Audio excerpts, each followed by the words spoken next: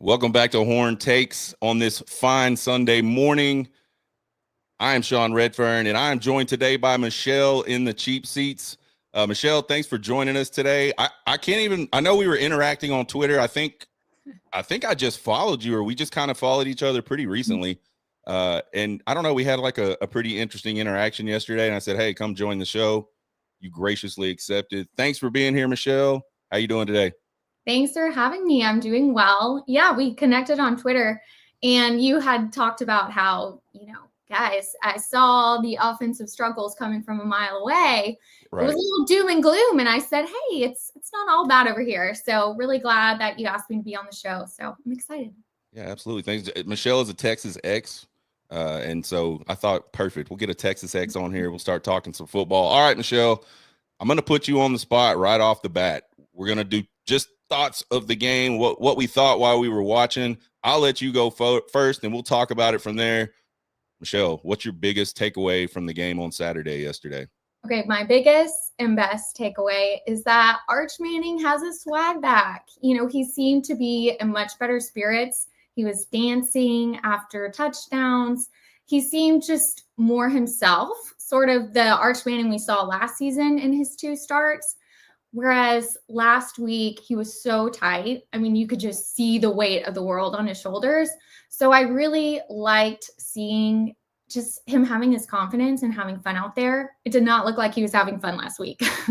Yeah, So, he yeah. looked really he looked like he had a ton of pressure on him last week. Like he Mhm. felt like he had to carry the team and sort of held on to every little mistake that happened.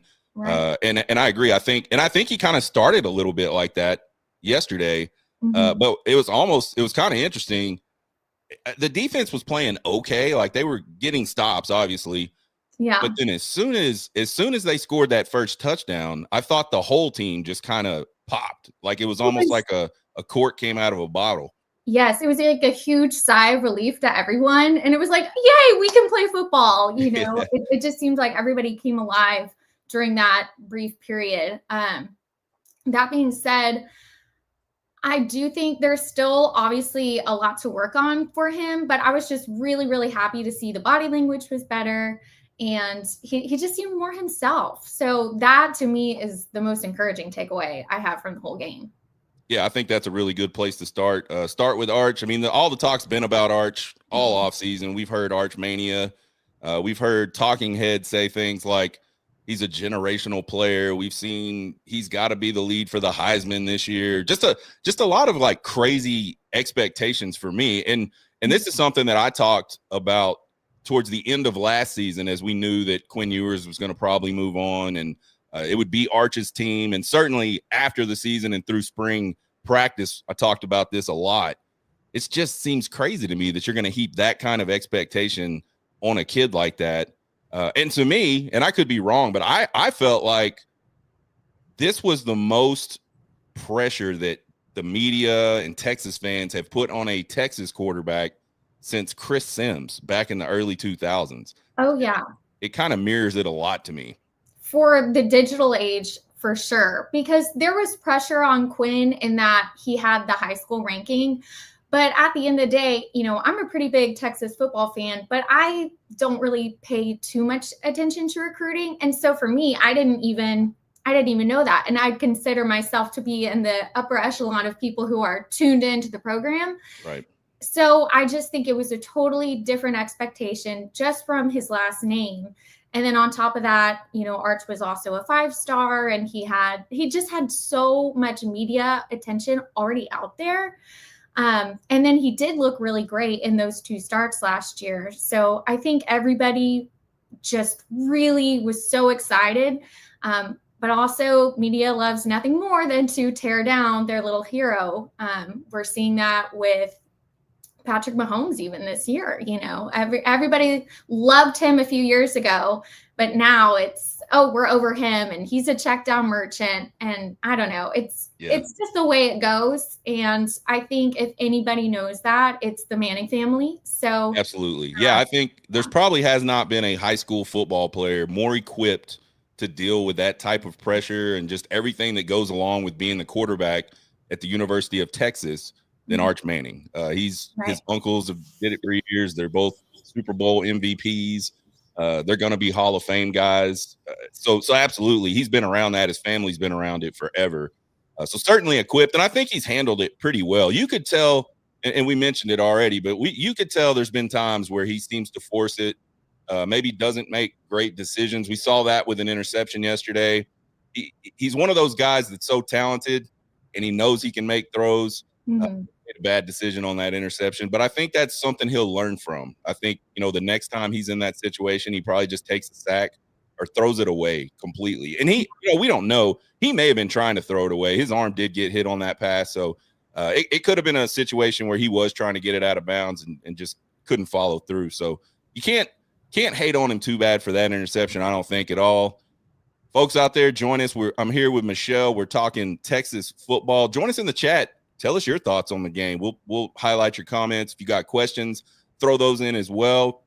I think for me the biggest, and this is, and you mentioned negativity and stuff, and I'm a little more on that side, and I'm like that in real life, like at work. I focus on the things you can fix, not the things that are going great. And that's probably bad. I probably need to be a little more balanced.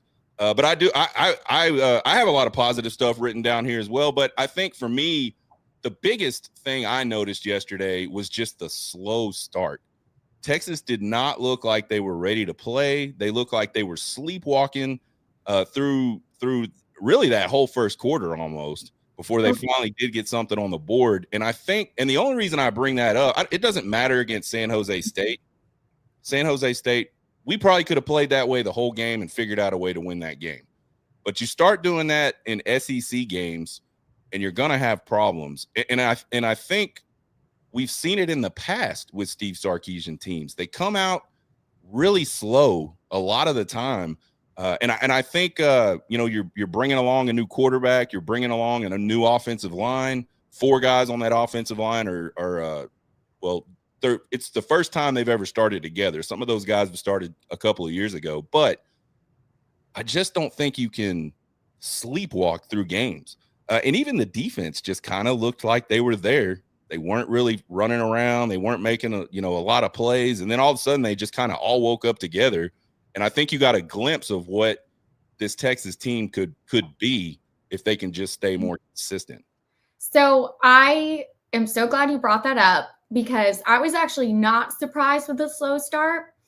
And it's because of 2 things. One, CJ Vogel on Twitter, he actually did a whole breakdown about exactly what you were talking about under Steve Sarkisian. The past 5 years, we are way better served to let the defense start and not take the ball. Like, I don't know. I honestly don't even remember who won the coin toss, but we should never receive the ball first because we're terrible first drive. Yeah, it's like since 2023, Texas has received the opening kickoff 21 times now.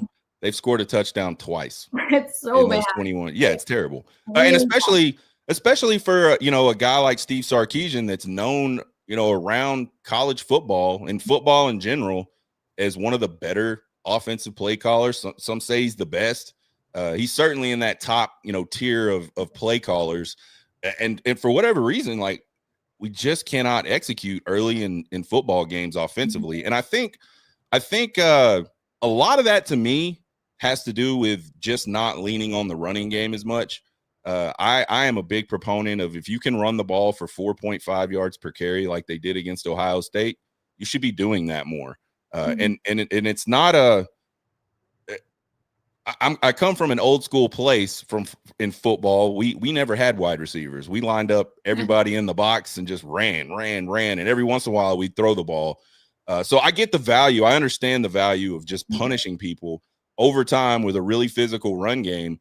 And then, towards the end of the game, you start to break off bigger plays and they start to get wore down, and then you can beat them deep with passes and things like that. So, it's interesting to listen to Sark talk about the running game, because he always says, I want to run the football. We've got to be able to run the football. And if you look back at last year, the games we lost, we just couldn't or didn't run the football very well at all. But he approaches it kind of backwards to me. Usually people will run the football to open up the pass. I feel like he tries to engage the passing game to create space in the running game because he's a really big play guy, and I don't fault that at all. You gotta make big plays to win college football games. So, but it is interesting the way he approaches it. But I think if they'll mix more run in earlier, that'll get everybody settled down, and they should be able to do it. They're a physical offensive line. They should be able to have some success doing it. I know yesterday they really didn't early, at least, and I think they were making some moves along the offense. One of the things I noticed, and this is one of my thoughts, when they brought in Neto Umeozulu to left guard, they could just plow. I mean, they got yards, and it could be coincidence because I haven't rewatched the game. But while I was watching, I go, man, who? Every time they would get big yards, Neto was in the game at that left guard position. So I think they're trying to figure out, and we saw him and Connor Stroh kind of alternate for the majority of the game yesterday. So I think they're still trying to figure out who that left guard is going to be. So it'll be interesting to see how that plays out for the rest of the season, or if they get that nailed down, maybe this week. We'll see, obviously, next week. But so yeah, I think you're bringing up a lot of good stuff. What else, Michelle? What was your second biggest takeaway from the game? So I want to go back to one more thing about the slow starts, because I got so excited you brought it up, because I had this great nugget at the beginning of the week from Stuckey on Action Network. I was not surprised by the slow start, one, because of what CJ Vogel talked about and what we already discussed, but two, I literally wrote it down because it's such a specific stat. It kind of blew my mind. Top 15 teams coming off a top 15 loss as 30-plus point favorites have gone 26% against the spread over the past 20 seasons, failing to cover by an average of 7.5 points per game. So his whole thesis was, the media always says, oh, this team, they lost this huge game, they're going to come out with their hair on fire. But in reality, it's the total opposite. They come out sort of lethargic and, just not themselves when they're playing an opponent that, in reality, they should kick their butts. So I was kind of expecting a slow start, especially just knowing last week was so emotional. But again, like you said, it's really not good, because if we come out slow against Florida, even though they had a terrible game last week, this weekend, we're going to get crushed. You just can't do that. But I did think it was an interesting nugget. I saw it come to life. And luckily, though, we, got our heads out of the sand with those turnovers, which would be my second takeaway. I thought we did a great job of capitalizing off of opportunities. The turnovers were a huge emphasis in practice. That is something that Sark talked about in all of his media availability. And the defense took the note. Sure, it's San Jose State, but hey, you got to love progress where you see it. So I thought that was great. And the fact that we were able to get touchdowns off of those turnovers was huge. It's not something we did all the time last year. We'd either not convert on a fourth down or we'd miss a field goal. So it was just great to see touchdowns come from those opportunities. Yeah, absolutely. I think 4 turnovers yesterday for the Texas defense. 3 of those, the offense converted into touchdowns. And really, that's what got the whole thing going. I mean, you had the big touchdown pass to Parker Livingstone. Then you had a turnover. Then they scored. Then you got another turnover. Then they scored. So it was like bang, bang, bang. All of a sudden, the team just, woke up and was running around like crazy. What's interesting about that stat that you brought up, Michelle, is that is literally exactly the points that Texas missed the spread yesterday. I know. Which is really interesting. Yeah. I saw that. I just kind of glanced over it. I guess I didn't put enough thought into it when I saw that tweet. But yeah, the start, got to figure that part out for sure. So yeah, we'll see how they come out next week. I expect them to wake up. I mean, they're going to have to wake up. The season's coming. It's coming fast. The SEC portion of the season. And these warm-up games are great. But they're not going to tell us a whole lot. To me, they're kind of like, let's figure. And I think you saw that yesterday. You saw the coaches putting a lot of people in and out of the game, putting them in different scenarios, different situations, trying to really find out what they have and what people can do in a live situation, because it's different in games. There's guys that maybe don't practice as well, that you put them in a game and for whatever reason, the light turns on for him. And then there's the practice warrior guy that, you know, in practice, he's perfect. He's everywhere. Put him on the field. And for whatever reason, he just can't, you know, duplicate that in a live situation. So I think they're still working through a lot of those things. And I expect it'll probably be this week. I think they have enough game film on these guys now. They'll be able to go, these are our guys in whatever situations. And so it'll probably be a little less running guys in and out next week. And it'll get less and less as we get to SEC play, obviously. But I think just talking about this roster, there's a lot of depth. There's a lot of guys that can play. So we will see a lot of subbing. It just won't be the level that we saw yesterday, I don't think. I know. And there's still guys that we haven't even seen on the field yet. I don't think we've seen Nick Brooks, who's an offensive tackle. And I heard really good things about him and everything I was reading online during training camp. And then you've also got, I think, Levon Johnson, who we got out of the portal. Haven't seen him. Maybe there's an injury or two there. I'm not really sure.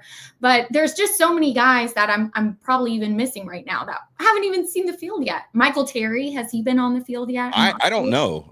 I don't know if he played late in that game yesterday. We did see Khalil Lockett in the game yesterday, and he's a very physically imposing dude. I mean, he's not so big, but he's tall, like he's long. I think he's one of those. I used to say back in the day that if I was a college football coach, I would go recruit basketball players, because the types that look like they can play basketball and rebound and get up in the air and they're long and they understand basketball. They understand using their bodies to block people out and things like that. Those guys are usually really, really good wide receiver types. And to me, that's what Khalil Lockett sort of looks like to me, is that type of guy. So it'll be interesting to see him come along and yeah, the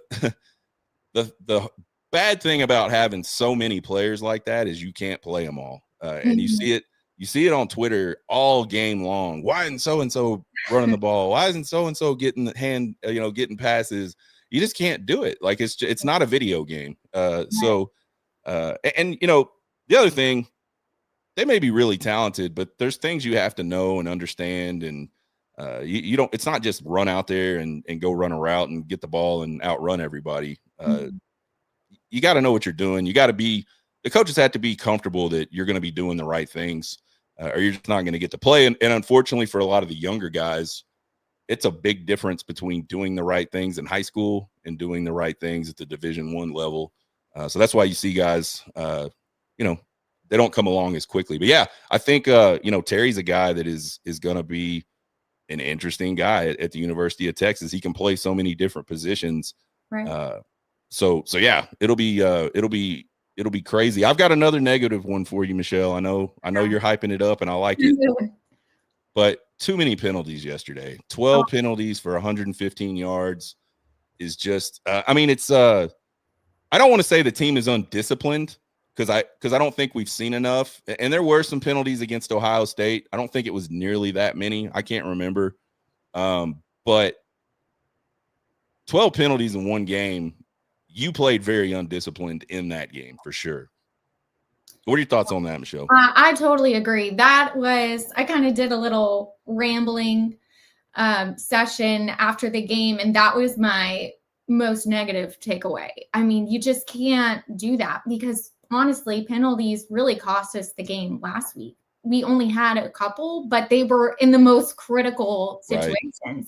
And I'd say even on the first drive, there was a penalty that negated a great pass, I think to DeAndre Moore from Arch, that it was like, oh, yay, we're going to beat the slow start allegations. Yeah. And then, right back to square one, end up having to punt away.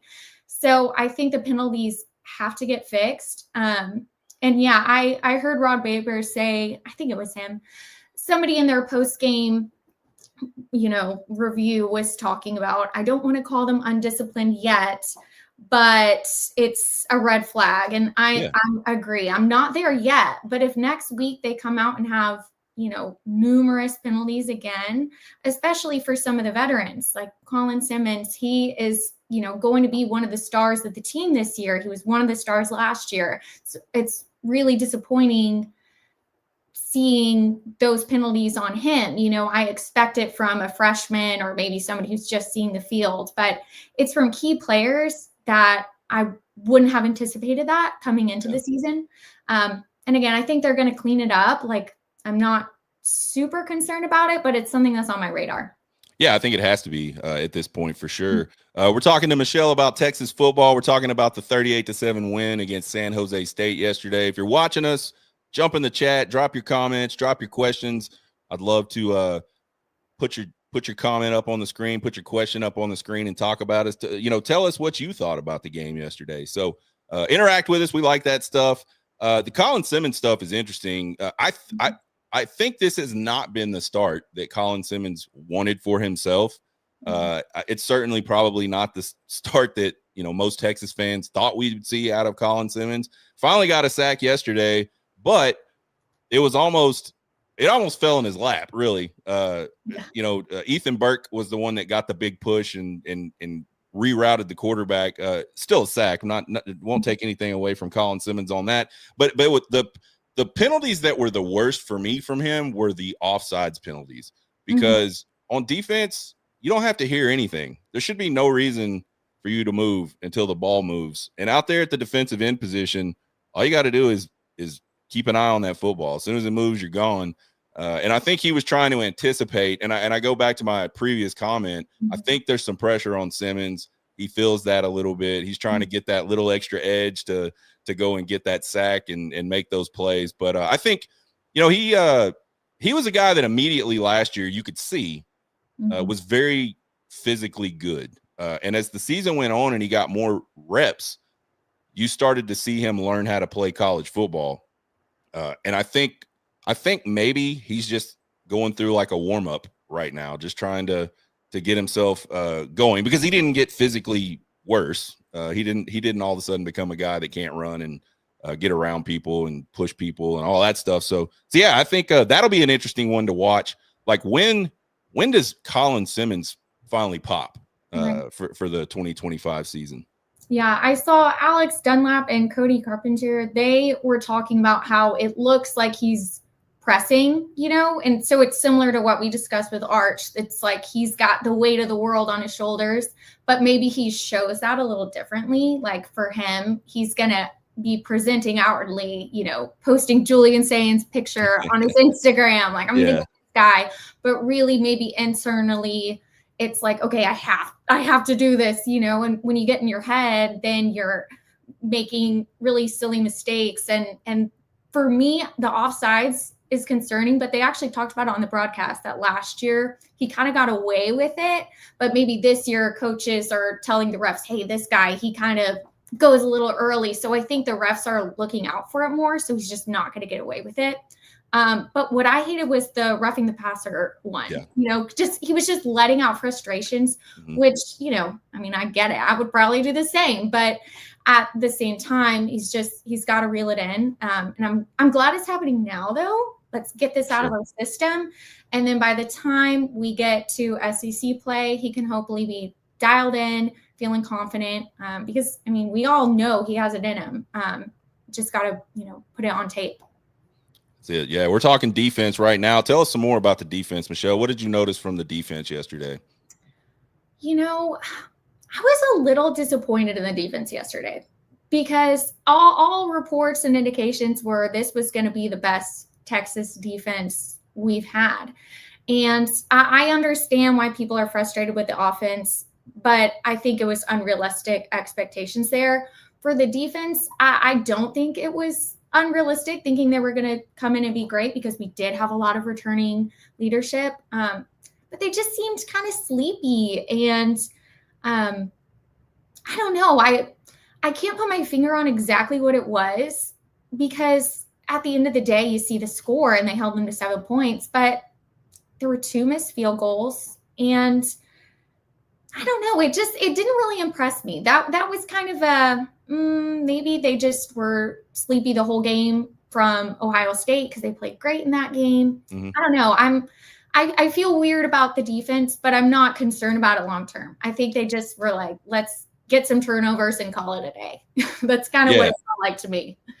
Yeah, I was one of the people after the season last year making those comments about this defense. I thought it was going to be, one of the best defenses we've ever had, and certainly to me, the best defense that we've had under Sark this season. Just too many guys coming back. I think I share your thoughts on the game yesterday, because it's hard to look at the stat line.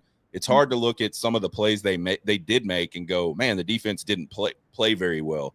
And I think they did play well, but it was blah for me. And I think to me where the weakness of the defense is, I think a lot of people thought maybe the secondary was going to be a weakness, because we knew we had talent, but we weren't sure who was going to play well, or where rather. And I think, obviously in fall camp, they figured all that out, and the secondary is actually playing really, really well. And there's been some of the younger guys have kind of stepped up and have added to that depth. But I think we're really weak up the middle. Yesterday, the middle didn't get a lot of push in the run game. They were able to kind of just manhandle our defensive tackles and get some yardage on the ground. I think that's something, if they would have continued to try it, at some point the game just got away where you got to pass. You're down, 28-0 in like 5 seconds, basically. At that point, you got to start throwing the ball around and trying to get some points. But I think earlier in the game, if they would have leaned on the run a little more, they might have been a closer type of game. So yeah, I share your concern there. I'm still waiting on the pass rush. That's one of the things I wrote down, is like, where's this pass rush? Because you look at the edge room. I don't think it's ever been better at Texas, and we've had some really good edge groups at the University of Texas. It's certainly the best under Sark. There's no discussion about that, and I won't have it if you want to argue with me about that. They are loaded. They have a lot of guys, and so I'm really. We saw almost nothing at Ohio State, which I just thought we'd see more at Ohio State. I wasn't expecting them to come out and get 6 sacks against Ohio State or anything crazy like that. I just thought they would be able to get some more pressure on him. And we really weren't able to. And even yesterday, a little more pressure, obviously, but it just wasn't the type of performance that I would have expected out of the edge group and again, even that interior group. But I think they're still shuffling some things around in the interior. Sark says he's got 6 guys that he can play right there, and we've seen 6 guys play. Of course, yesterday, Alex January was held out of the game, which I hope him and Trey Wisner are okay. And that was just more precautionary than anything else. But we saw some guys sit out that normally wouldn't sit out. Hopefully they get themselves healthy and they can play again next week, because I think everybody kind of needs a tune-up. And when you go to Gainesville in 4 weeks or whatever it is, I think we have a bye right before that game. When you go to Gainesville, you want to be firing on all cylinders, regardless of what happened to the Gators yesterday. They're still a talented group. You don't want to go sleepwalking into Gainesville. Right. I agree. And I think, when it comes to Trey Wisner, I think his presence was really missed in the running back room. I think he gets really underappreciated. Like, we're all so excited for the shiny new toys. Right. CJ Baxter, Christian Clark, Jarek Gibson, we can't wait to see them. But I think his presence was really, really missed. And I'm a little concerned about the injury, just because I know he got hurt. I think it was in the first scrimmage. And so it seems like it's a lingering thing. And he obviously played against Ohio State because that was a very important game. So I will be very curious to see if he plays next week or not. I hope he does, because that means he's good. But I also don't want him to if it is a lingering issue. Sure. But yeah, I'm a little worried about that, just because it's popped up a couple of times, and Sark is really good at downplaying things in the media when it comes to injuries. So you never really know what's going on. Yeah, I think we saw that with Quinn Ewers. Quinn was probably hurt almost the entire time he was starting quarterback at Texas. And last year certainly was just a really rough physical year for him in terms of injuries and all that. I don't think he ever came back from that oblique injury right. I think that was bothering him all season. And then, of course, he had the ankle late. I'll ask you, I saw a play yesterday on the TV, and it was a really bad throw by Arch Manning. And I was like, what in the world? And they start talking about his foot mechanics. and all this stuff. But then they showed a close-up replay, and it really looked to me like he was wincing. He closed his eyes, like it looked like something was hurting him. And there's a lot of like rumor and stuff floating around on Twitter, and you know that always happens. You got to take all that with a grain of salt. But I don't know. What do you think? Do you think did you see what I saw, and what did you think about it? I saw exactly what you saw. And I saw the tweets last week. Everybody, you know, was a doctor or a mechanics expert. Yeah. I had to mute the word mechanics. I was so sick of seeing it. Yeah. I don't know. I didn't think anything of it. I'm like, this guy, he had a bad game. He was nervous. There was so much pressure. There were so many reasons why things could have gone a certain way. But that it made me consider it. The only thing that makes me think he's still just a work in progress, and that maybe he was grimacing because he knew, oh, that was such a bad throw. Because I did see other people saying that. They're like, hey, I've been there. I've been that person who made that grimace because I knew that throw was so bad. And I was, you know, pissed at myself.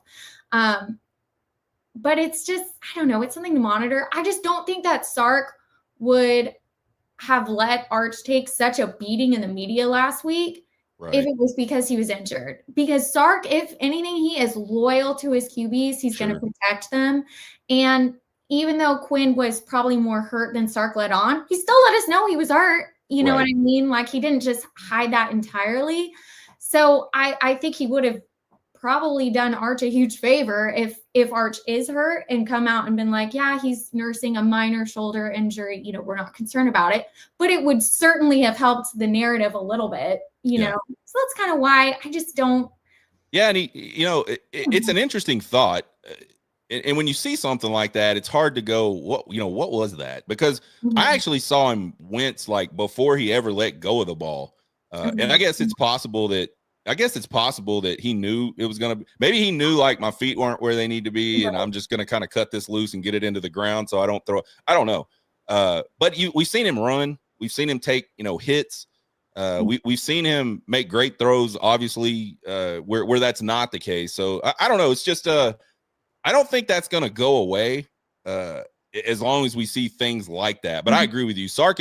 I think for Sark, he'd rather let the quarterback kind of take a beating in the media than set himself up for a future thing where people know he's injured and they can change the way they game plan and things like that. So I think you're always going to, especially with the quarterbacks, you're always going to see Sark be a little, keeping it close to the vest with what's really going on, which is so funny to me because with other injuries, he's absolutely not.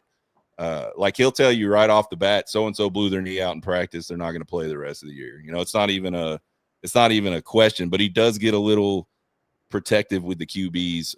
And the flip side of that coin could be there's nothing to talk about. And that's why he seems like he's not saying anything because there's really not an injury. So, it'll be something to monitor, I think, for the rest of the season. It is. I mean, so another person who was like talking as though, okay, he was super nervous the first game, all of these things, was Jeff Ketchum. In his post-game show, he said the same thing you did. He goes, okay, I didn't buy into it last week, but this week I'm kind of thinking maybe he is hurt. So there could be maybe a little nagging shoulder issue, but I don't know. It just feels like with the way Sark is calling the games and yeah, he's certainly not. He's certainly not slowing him down. He's not trying to protect him. So I don't know what to think of it. Maybe it's in football too is a rough sport. Like he could have got hurt. He could have hit his arm on something, and that was his next pass. I don't know specifically, but it just was an interesting moment, and obviously. If you look at Twitter right after that, you're seeing all kinds of stuff like, everybody's tweeting about, oh, it's this, it's that. So I just wanted to get your thoughts on that. It's something I'm monitoring. Yeah. So I think you have to. Light, but what about the special teams this year, Michelle? Give us your thoughts on that. We made some kicks. 47-yarder. Yeah. I was pumped. I was like, oh, Mason Shipley, I'm going to buy your jersey. I was so excited about that. So that to me was great. Our punter is amazing. He was Yeah. arguably best player on the field last week, maybe Yeah. aside from Caleb Downs. He was awesome. He was fine again today. I think we haven't really done anything in the return game. I really miss Silas Bolden, even though like every time he'd catch it, you're like, what's he gonna do? Yeah. He was thrilling to watch. He just really went for it. But it seems to me like the coaching has been just don't do anything stupid on punt returns and things like that. So maybe that's why we're not seeing those flash plays. But overall, I'm really happy with special teams. I don't necessarily mind the roughing the punter play because I think we're being more aggressive with it. And so to me, like, yes, that sucked and that, allowed them to keep the drive going. But I think we'll get better at those. And I'd rather us be trying to be more aggressive on special teams than just last year. It was like, hold on for dear life and pray to the football gods. So, I feel pretty positive about special teams. I think that's been a good sign so far for the season. Yeah, I think you have to be. We haven't missed a field goal. We missed a lot of field goals last year, especially down the stretch. It cost us games and potentially cost us games late last year. So yeah, seeing a kicker that can just put it through the uprights and we'll just pray. I mean, we'll just pray that Bert Auburn was really good early as well. And then something happened to him last year, and I think it's got to be mentally. I know that he just wasn't there. He wasn't his mechanics weren't there. And I know you mute that word, but for kicking, it's certainly important. You got to be able to repeat that stuff. And he just wasn't doing it. So yeah, great to see a kicker that's making kicks. I like to see us putting the ball in the end zone on the kickoffs. That was one thing earlier in the Sark era here. And I don't know if it was a physical, I don't think it was probably a physical thing because sometimes they would and other times they wouldn't. It was almost like a plan type of deal, like kick it short and let's see if we can get them to make a mistake or pin them deep, whatever. Just kick the thing in the back of the end zone. I am all for not running guys down the field 100 miles an hour, crashing into other guys that are running 100 miles an hour multiple times a game, especially when they have the opportunity to break a tackle, get some good blocks, and take one to the house. Just kick it in the end zone if you can. Is my thought. The punting is outstanding, as you mentioned. In Ohio State, it was great. I mean, I know we pinned them at least twice in that game. Might have been more. He kept us in that game. Yeah. Because Ryan Day and their offensive staff did a great job of just let Julian Sayin just, protect the football. If he doesn't turn it over, whatever. So like when they were pinned deep, they weren't trying to, okay, let's sling it and get, 60 yards down the field. They were like, okay, well, we'll just take the L and live to see another day, Right. And so it really kept us in the game because they just couldn't really do anything offensively. And so I'm really excited to see that. And it's great because we did invest so heavily in the transfer portal, with the punter, the kicker, like that was a huge point of emphasis. And yeah, man, I really hope that Bert Auburn can figure it out. I saw he lost the kicking battle at Miami. So yeah. I think, that is affirming for Sark and the staff if they made the right evaluation in spring training. But at the same time, I just really hope he can, pull it together. Kicking is so mental. So I'm rooting for him. He's still the top, I think, point scorer or kicker. Yeah, he's got something at Texas kicking. Yeah. He had a good career. He just, for whatever reason last year, just did not work out for him. And I agree. You see a lot where guys need to change and a lot of times they do go get that change and it kind of sparks them back. But unfortunately, at least for right now, it looks like that has not happened for Bert Auburn. But yeah, he's a guy that made some big kicks for us early on. I go back to the one he kicked against Alabama at home in 2022. Was it 2022? Yeah. And that was the other thing about kickers too, especially the field goal guys, it's always the worst time. It's like everybody is going to blame you if this kick doesn't go through. They're going to negate the whole rest of the game. What happened there? But I think, it's a consistency thing to me. Yeah. You can miss a kick. It happens. You can't miss 4 or 5 kicks down the stretch when you're playing in the SEC championship game. You're playing in the college football playoffs. You're playing against your rival in Dallas. Mhm. You just can't miss kicks. So especially the gimmies, so to speak. So I'm high on the special teams. I didn't at the time I was like, why are we doing that? Why are we going after this kick? It was really early. They were pinned deep, so I get it. And honestly, I think the coaching staff was just looking for any kind of spark. Mhm. What's interesting is they had it blocked. I think they all kind of ran into each other and took each other out of the play almost.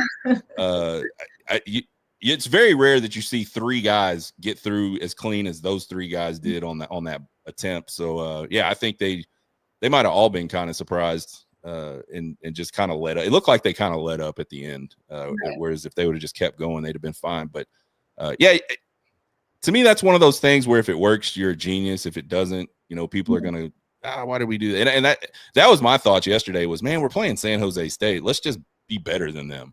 Let's just take the ball at the 50, get a nice return, and then go be better on offense than they are on defense. And I think that's a lot of my just where I came from, how I grew up type of stuff. Yeah. And it's certainly different today in coaching. I mean, we've seen Sark goes for it a lot. I don't know that he's quite, Texas Tech on fourth downs in terms of just constantly going for it. But he does roll the dice a lot on fourth down. Yeah. And I think honestly, the aggressiveness, I like it, but sometimes I'm like, can we please just not? Yeah, I think it's situational. But it really depends. Yeah. I think it's something that I think last year really held us back was having to be so aggressive on those fourth downs because our special teams was so inconsistent. Yeah. We couldn't trust that we would pin them deep with a punter, and we couldn't trust that we were going to make, the field goal. So we had to play so aggressive. So I'm curious to see as we get into conference play what that aggressiveness ratio looks like this year. But yeah, I don't know. It's just something to file away. Yeah, it's something to think about. And I thought, going back to being aggressive, I thought I didn't like, and again, you can defend any of these. The calls are defensible. Like, I don't think he's doing anything that's just completely nuts. But I thought situationally against Ohio State, we drove down the field. We finally got some stuff going with the offense. It was late in the game. Just kick the field goal. Like, get some points. Because what we saw what that team did with some points yesterday. They score one touchdown, and all of a sudden the cork is out of the bottle, and they're picking the ball off. They're causing fumbles. The offense is moving the ball really well. And I'm not saying that would have happened against Ohio State, and it won't happen every time. But that could have been something that got the team going. It's got to be pretty rough as a player to go down the field and get turned away and not see some points on the board on a drive like that. So, especially knowing going into that game, I think all of the discourse, of course, like maybe people who aren't in the nitty gritty were talking about this is going to be Arch Manning touchdown, Julian Sayin touchdowns, thinking it'd be high scoring. But everybody who is kind of paying attention is like, okay, this game is going to be really, really low scoring. Yeah. And so obviously our coaching staff knew that. So I was surprised that just take the 3 points, those are going to be really valuable later. Yeah. But it's, you live. Yeah. Hindsight's 20/20 always. The flip side of it is if they push forward and get that first down and punch it into the end zone, you got a tie football game. So, yeah, I mean, again, I think it's defensible. I think it's kind of interesting. Like, I think Sark has just always been a high flyer. It's just like in his genetics, right? Like he was tossing the ball all over the place at BYU when he played. He's always been a guy that's really liked the passing game and big play ability of his offenses, which I love. But I look back a lot of games that we've played here just in the last couple of years, and I think if he plays those games more like old Nick Saban, like earlier on in his career at Alabama, Nick Saban, we might win some of those games, because a lot of those games they would win just running the football, even if they weren't getting anything. Like, Nick Saban was perfectly content with running the football, punting the ball, and playing defense and getting the ball back and then trying to make plays. And what you saw that team was able to do a lot of times playing like that was late in the games they would break big plays on the ground, and really sort of, that's where they got their lead and got the win and things like that. So when you're playing really tough teams like that, I think you have to play more of a field position type game. Your game plan can't be, I know we're going to be able to come in and execute all these things, because it's going to be hard to execute all those things against a really good defense. So that really, and then the abandonment of the running game at times has been the only thing that I have anything close to negative to say about Steve Sarkisian and this staff. And I don't think it's negative. I think it's just it's just an observation, right? Like, hey, we were running for 4.5. Why do we not run it more? Like, that's a first down every 2 runs, basically. So I don't know. It'll be interesting to see how all that evolves. Yeah. Over the course of the season. But yeah, I think Arch definitely comes out, has a really good stat line. If he doesn't throw, that interception, I think everybody's just raving about what he did. So yeah, I'm and I never was negative on Arch. I knew going into that game last week, he's not going to throw for 300 yards against Ohio. This is not going to happen. As a first time starter on the road and all that stuff, it's just not a great environment for a quarterback. And I think I tweeted it. I said Arch wasn't as bad as everybody is saying he was against Ohio State, and he won't be as good as everybody will think he was against San Jose State. So there's certainly a lot of growing that he still has to do, but I think he's on the right trajectory. Clearly, uber talented guy, and all the other things we talked about. So yeah, I mean, I think I was a bit disappointed in the fact that it took them so long to get going. And then, the other thing, they only scored 10 points in the second half. And that's another Sarky type of thing. And I don't think it's because of him necessarily. It's just, since he's been here, the second halves of games, we just don't score a lot of points. Yeah. So you got to keep scoring to win. I mean, we saw it against Arizona State last year in the playoffs. We went a long stretch where we just couldn't really do anything offensively, for sure. And so I think those are some things that he's going to have to fix as the season goes on. Talk to us, Michelle. I know you said you're not a huge X's and O's gal, and that's cool. Talk to us about what you think the team needs to do between now and Gainesville to be ready to start SEC football.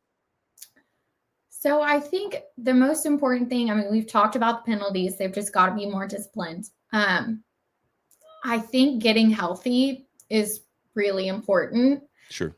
A lot of these things have been downplayed, but so Emmett Mosley, I think we're really missing him in the wide receiving game, because I know he hasn't played for Texas yet, but all everybody has been talking about, Sark himself, is that he's way faster than he even thought he was. And we're really missing a burner. Like, there's just nobody who's breaking things open per se. And we also have to keep in mind Wingo, he was not healthy for most of spring training camp. I think it was a hamstring injury. Mm-hmm. And so everybody's like, man, Arch doesn't like to throw it to Wingo, or why is Wingo dropping it?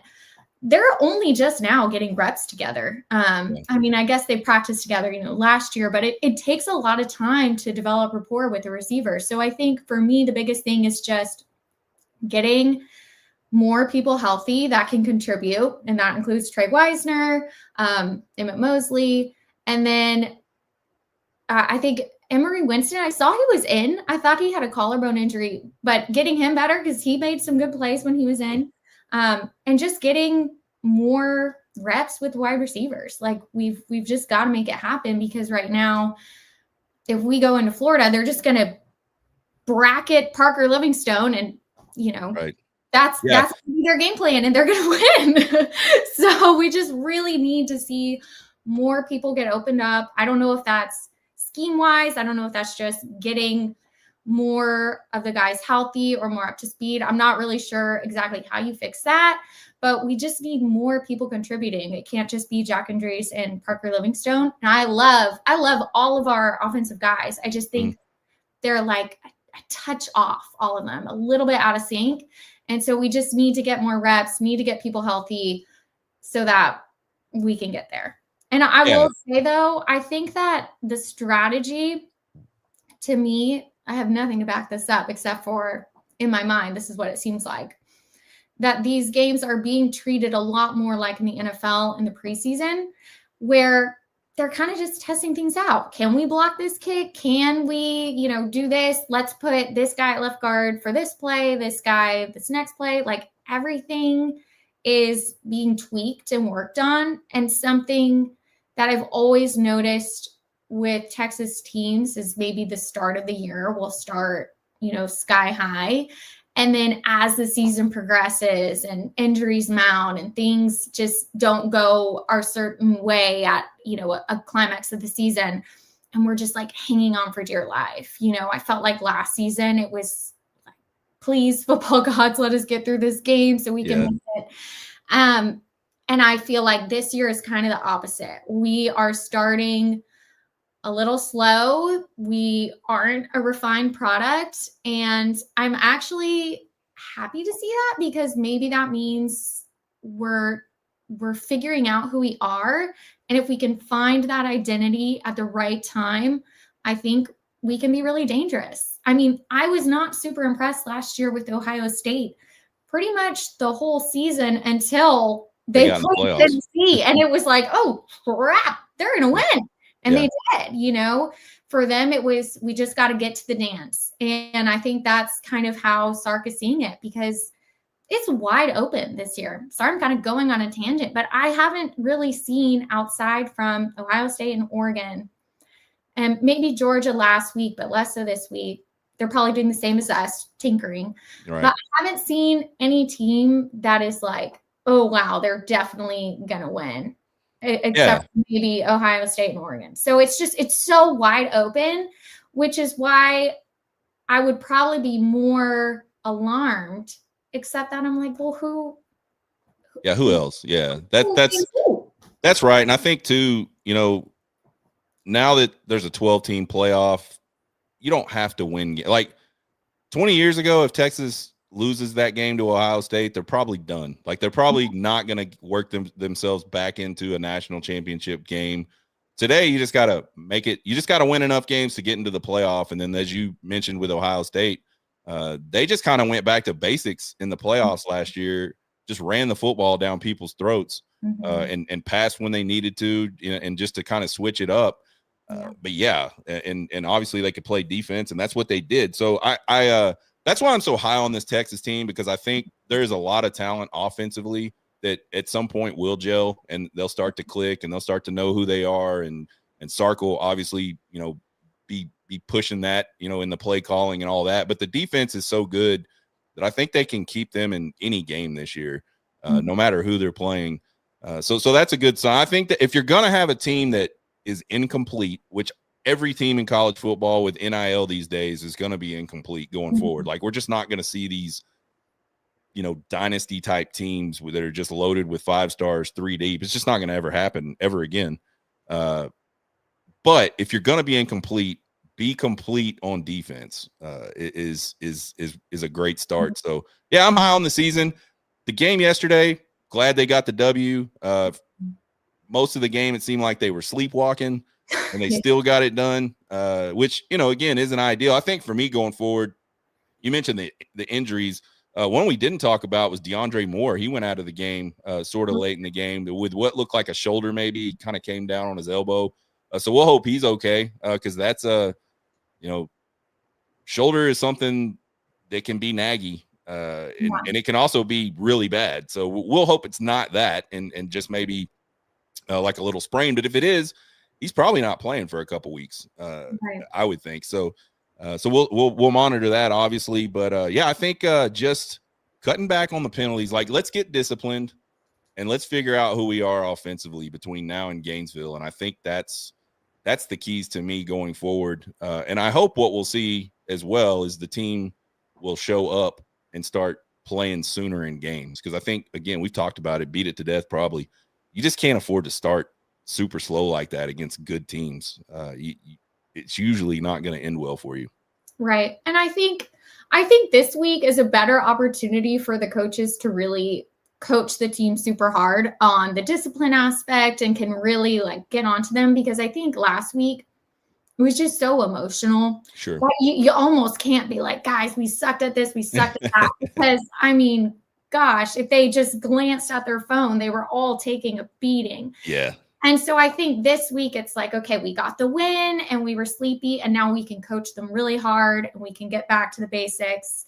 I just feel like I really hope we come out a little bit looser next week. Like you were saying, don't have a sleepy start. I think that'll be important. But I do think this week is a great opportunity, coaching wise, to kind of right the ship and figure out who we are. And I think a lot is going to be so much more clear to us after these next 2 weeks. And Yeah, honestly, sorry to cut you off. I honestly think having a bye week before the Florida game too is huge, because it will allow some of these injuries that I'm kind of, oh, this is concerning. Yeah. It will give those even more time to rest, and, you know, more reps for Arch with all of his new receivers and everything. So, yeah, I'm still very high on the team. I've loved seeing the blocking from some of the freshmen, like Dalen McCutcheon. I think last week he had a big block. He had another one, I think, this week. The tight end, I keep on getting them. Is it Townsend? I think it's Townsend. He had a big block. He had a big block today. So I think that good things are coming. I think Wingo had a big block on Parker Livingstone's touchdown. So there's a lot of things that are really good, especially early on in some of these players' careers. But yeah, just a work in progress. Well, awesome. Thanks, Michelle, for joining us today. I had an absolute blast. I think this is Michelle's first time to do something like this, and you did great. You might be a natural. So, yeah, thanks for joining us, Michelle. All you guys out there that are watching, thanks for joining us. We'll have a show Wednesday night, 7:00 p.m. probably, where we'll kind of put this one to bed completely and look forward to, I don't even know who we're playing next week. Who are we playing? Is it Sam Houston? I think it's UTEP. Sam Houston is the last one. Okay. Yeah, that's pretty pathetic. I don't even know the schedule, but yeah, I knew those were the two teams. Well, I didn't know those were the two teams, but anyway, yeah. So we'll have a show Wednesday night. We'll talk about that. Thanks for watching, everybody. Michelle, thanks again for being here. Y'all have a good rest of your Sunday. Thanks. Hook 'em. Hook 'em.